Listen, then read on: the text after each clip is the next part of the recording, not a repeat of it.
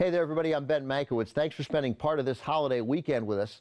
If you hadn't had enough pyrotechnics this weekend, we've got some more coming up today, starting with 4 classic, flashy, and sparkly Hollywood musicals.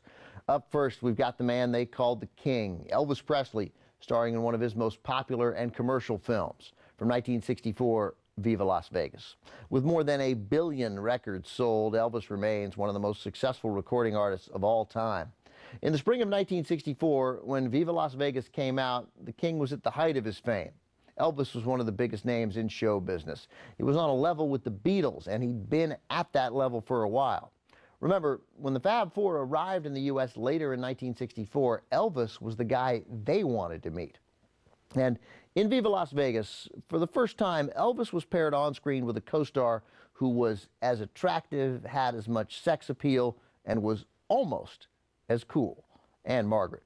From the first time she burst onto the music scene in 1961, Anne Margaret had been marketed as the female Elvis Presley. Now, with this project, the two Elvises were finally together on the same screen. As you might suspect from the title, the action is set in Las Vegas.